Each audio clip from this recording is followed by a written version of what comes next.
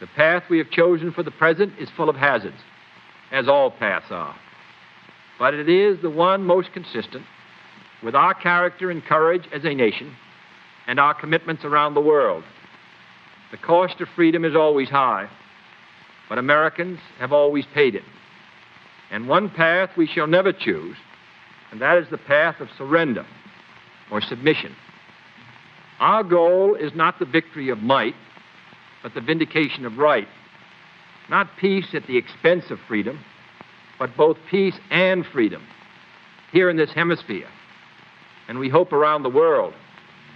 God willing, that goal will be achieved. Thank you, and good night. You ever seen that Eric Andre meme where he shoots his friend and goes, "Oh, who could have done this?"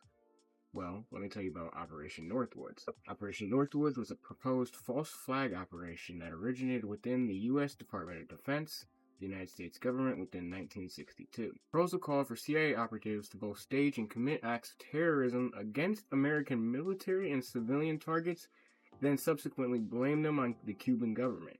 They would then use this to justify a war against Cuba. The document outlined possibilities of including a remote-controlled civilian aircraft, which would be secretly repainted as a U.S. Air Force fighter, and then a fabricated shoot-down of a U.S. Air Force fighter off the coast of Cuba. It then detailed the possible assassination of Cuban immigrants, sinking boats of Cuban refugees on the high seas, then blowing up a U.S. military ship, and orchestrating terrorism in U.S. cities.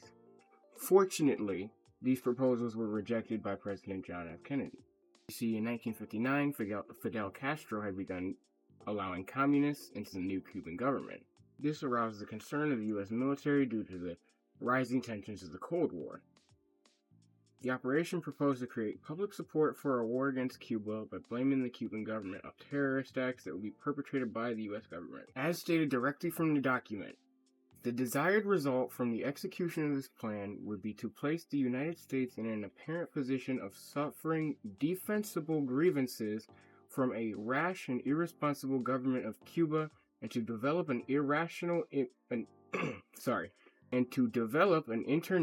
image of a Cuban threat to peace in the Western Hemisphere. Several locations were suggested for this Operation Northwoods, including the Miami area and other Florida cities, even Washington, D.C., which would have included the bombing of civilian targets. The plan was drafted and signed off by Joint Chief of Staff, Chairman Lyman Lemonster, and sent to the Secretary of Defense.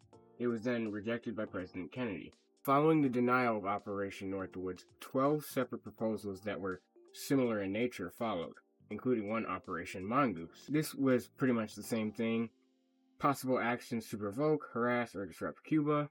It outlines create an incident which has the appearance of an attack on a U.S. facility in Cuba, thus providing an excuse for the U.S. military that might overthrow the current government. This also includes Operation Dirty Trick, which was another false flag plot to blame Castro. To blame Castro if the 1962 Mercury spaceflight crashed, even after General Lemonster lost his job as chairman of Joint Chief of Staff. The Joint Chief of Staff Office still planned false flag pretext operations at least into 1963. The plan expressed confidence that by this action, the U.S. could almost certainly obtain the necessary 2/3 of supported among OAS members for collective action against Cuba. Included in the nation's Joint Chief of Staff suggested targets for covert attacks were Jamaica and Trinidad and Tobago, since both at the time were members of the British Commonwealth. The Joint Chief of Staff hoped that by secretly attacking them and then falsely blaming Cuba, the United States could incite the people of the United Kingdom into supporting a war against Castro. They even tried bribing one of Castro's subordinate commanders to initiate an attack on Guantanamo. And yeah, obviously, thankfully, President Kennedy rejected this. The president said bluntly that we were not discussing the use of military force. This made the president increasingly unpopular with the military, and actual physical documentation of Operation Northwoods became declassified through the John F. Kennedy Assassination Records Collection Act of 1992. This act declassified 4 million documents, including Operation Northwoods. Just something I found interesting while I was researching. Anyways, thank you guys for watching.